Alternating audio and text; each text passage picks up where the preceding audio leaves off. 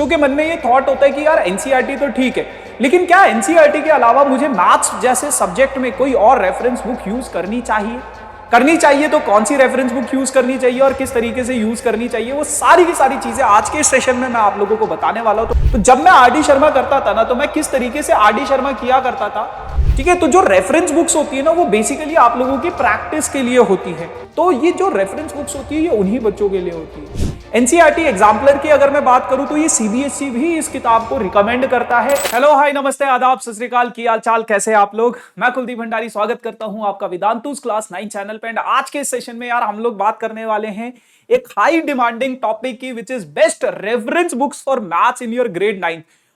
अभी अभी आपने अपने 8th के एग्जाम्स शायद खत्म कर दिए होंगे, कुछ बच्चों के चल रहे होंगे, जो भी चीज है। लेकिन अपना एकेडमिक ईयर स्टार्ट करने से पहले, है ना, बच्चों के मन में ये थॉट होता है कि यार एनसीईआरटी तो ठीक है, लेकिन क्या एनसीईआरटी के अलावा मुझे मैथ्स जैसे सब्जेक्ट में कोई और रेफरेंस बुक यूज करनी चाहिए तो कौन सी रेफरेंस बुक यूज करनी चाहिए और किस तरीके से यूज करनी चाहिए, वो सारी की सारी चीजें आज के सेशन में मैं आप लोगों को बताने वाला हूं। तो मेक श्योर वीडियो को एंड तक जरूर देखना, लाइक करना, शेयर करना दोस्तों के साथ, और चैनल को सब्सक्राइब जरूर करना ऐसे अमेजिंग धमाकेदार कंटेंट के लिए।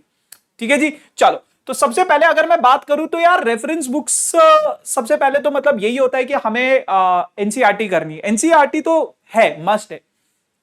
एनसीईआरटी के अलावा जो सबसे पहली किताब बच्चों के दिमाग में आती है, that is are D Sharma. Are D Sharma, जब मैं था अपना 9th ग्रेड में, तो मैंने भी आर डी शर्मा को as a reference book use किया था। एंड बहुत अच्छी किताब है, बहुत बहुत ही वेराइटीज ऑफ क्वेश्चंस आपको इस बुक में मिलते हैं। आपको लगभग हर एक वो टाइप का सवाल आर डी शर्मा में जरूर देखने को मिलेगा, जो आपको लाइक हर एक, चाहे वो इजी हो, मुश्किल हो, हर एक टाइप का सवाल आर डी शर्मा में कवर जरूर होता है। और हर एक टाइप के क्वेश्चंस के बहुत सारे पार्ट्स आपको देखने को मिलेंगे। तो जब मैं आर डी शर्मा करता था ना, तो मैं किस तरीके से आर डी शर्मा किया करता था, मैं सिर्फ और सिर्फ एग्जाम्पल्स करता था। आर डी शर्मा के सिर्फ जो सॉल्व्ड एग्जाम्पल्स होते हैं, सिर्फ सॉल्व्ड एग्जाम्पल्स होते हैं, मैं सिर्फ उन्हें किया करता था, है ना, सिर्फ उन्हें किया करता था। और मैं आप लोगों को सजेस्ट भी यही करूंगा, क्योंकि यार ये इतनी मोटी किताब होती है, इतनी मोटी किताब होती है। तो इस इतनी मोटी किताब को खत्म कर पाना और बाकी सब्जेक्ट्स भी हैं, क्योंकि, है ना, तो वो थोड़ा सा एक टास्क हो जाता है कुछ बच्चों के लिए, एक डिफिकल्ट टास्क हो जाता है to finish the complete R D Sharma का बुक, है ना।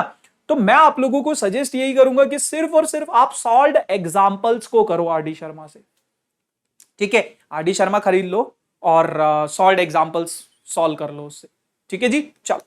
अब उसके अलावा अगर मैं आप लोगों को बाकी की चीजें बताऊं, बाकी की रेफरेंस बुक्स बताऊं, लेकिन उससे पहले मैं आप लोगों को कुछ और बातें बताना चाहता हूं अबाउट वेदांतु लर्निंग सेंटर्स। तो जैसे कि आप लोगों को पता है, all across the India Vedantu के लर्निंग सेंटर्स खुल चुके हैं, जहां पे आपको academic mentors, dedicated academic mentor मिलता है हर एक बच्चे के लिए। 3-वे डाउट सपोर्ट है, जहां पे आपके टीचर्स, एकेडमिक मेंटर या फिर आपके डाउट एक्सपर्ट आप लोगों के डाउट सॉल्व करते हैं।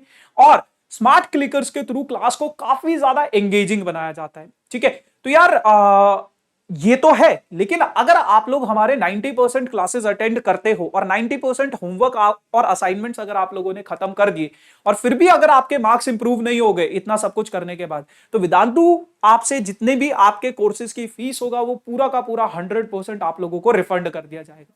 बाकी यार ये सिटीज है, कौन सी सिटी में कब कब आप लोगों के बैचेस स्टार्ट हो रहे हैं आप लोग देख सकते हो, है ना। और मैं आप लोगों को एक सजेशन दूंगा कि यार आप लोग लर्निंग सेंटर जरूर जाओ, है ना, और देखो एक बारी, एटलीस्ट एक डेमो जरूर लो, है ना। Then you will get to know कि किस टाइप के सेशंस होते हैं और कैसे, मतलब आपको अच्छा लग रहा है या नहीं लग रहा है। देन यू कैन डिसाइड, है ना।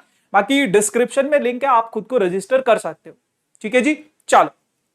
उसके अलावा यार आपके जितने भी टीचर्स है आप लोगों की सिटीज में आ रहे हैं, 17th को भुवनेश्वर, 21st को एल्प्रो मॉल पुणे, देन 23rd को जनकपुरी एंड 31st को पटना, है ना। तो ये सिटीज में आपके टीचर्स आ रहे हैं, तो आप लोग जरूर बढ़ चढ़कर भाग लें।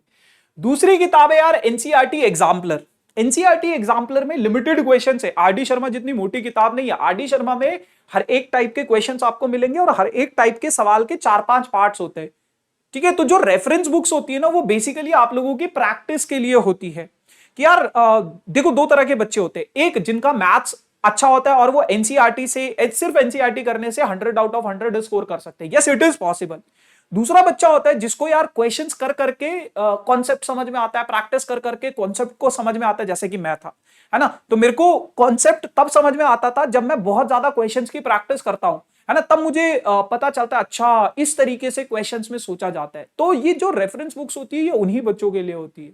या फिर कोई बच्चा अगर कॉम्पिटिटिव एग्जाम की प्रिपरेशन कर रहा है, क्योंकि एनसीईआरटी में उतने लिमिटेड क्वेश्चंस होते हैं कि आप लोग कॉम्पिटिटिव एग्जाम के लिए प्रिपेयर अगर कर रहे हो तो वहां पे तो अलग ही लेवल के क्वेश्चंस आते हैं, है ना। तो अगर आप कॉम्पिटिटिव एग्जाम के लिए प्रिपेयर कर रहे हो तो ये रेफरेंस बुक्स आप लोगों के लिए काफी ज्यादा यूजफुल है। एनसीईआरटी एग्जाम्पलर की अगर मैं बात करूं तो ये सीबीएसई भी इस किताब को रिकमेंड करता है एनसीईआरटी एग्जाम्पलर को।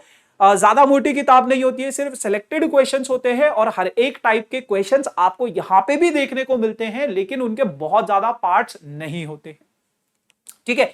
फिर एक किताब है आप लोगों के पास टुगेदर विद मैथमेटिक्स। तो टुगेदर विद मैथमेटिक्स एक और प्रकार का किताब है, अलग अलग पब्लिशर्स के किताब है। लगभग इन सभी जितने भी रेफरेंस बुक्स है ना, सभी रेफरेंस बुक्स में टाइप्स ऑफ क्वेश्चंस लगभग लगभग सेम रहते हैं, है ना, अलग नहीं होता है कुछ भी। लगभग सिमिलर काइंड ऑफ क्वेश्चंस आपको हर एक किताब में मिलते हैं, हर एक किताब में आपको सिमिलर काइंड ऑफ क्वेश्चंस मिलते हैं। लेकिन ये जो टुगेदर है यहाँ पे आपको पिछले सालों के previous year paper question papers भी मिल जाते हैं सैंपल पेपर के तौर पे, है ना, जिससे आपको एक आइडिया मिल जाता है, पीवाईक्यूज मिलते हैं बेसिकली, जिससे आपको आइडिया मिल जाता है कि आपके पास किस टाइप के सवाल आने वाले हैं एग्जाम में। या फिर जो आर डी शर्मा उसमें, या फिर एनसीईआरटी एग्जाम्पलर है उसमें भी आप लोगों के क्वेश्चंस के आगे लिखा होता है सीबीएसई 2019, यानी कि ये सवाल सीबीएसई 2019 में आया है। तो उस टाइप के क्वेश्चंस को तो आपको जरूर करना है। एक और किताब है जो यहाँ पे मेंशन नहीं है, that is are D Sharma और क्या नाम है, आर एस अग्रवाल, है ना। आर एस अग्रवाल भी बहुत अच्छा किताब है, वो भी आप यूज कर सकते हो। बाकी यार मार्केट में बहुत सारी किताबें, बहुत सारी किताबें, कोई भी रेफरेंस बुक आप ले सकते हो, बट ये कुछ रेफरेंस बुक्स ऐसी हैं जो ट्रस्ट वर्दी हैं। मतलब बाकी की रेफरेंस बुक्स में भी क्वेश्चंस मिलेंगे आपको, सेम टाइप ऑफ क्वेश्चंस मिलेंगे, है ना। तो ऐसा नहीं है, अगर आपको ये हाईएस्ट लाइक सेलिंग बुक्स है बेसिकली सबसे ज्यादा बच्चे इन्हीं बुक्स को यूज करते हैं, है ना। बाकी अगर आप इनके अलावा कोई और किताब यूज करते हो तो दैट इज एब्सोल्युटली ओके, है ना, कर सकते हो आप। ऐसा नहीं है कि सिर्फ यही किताब है। बाकी यार ये मेरा इंस्टाग्राम आईडी फॉलो करना कर सकते हो। ये वेदांतु का टेलीग्राम ग्रुप है, मेक श्योर टेलीग्राम ग्रुप जरूर ज्वाइन करना। And now do like, share and subscribe this channel for this type of amazing video. Tata, bye bye.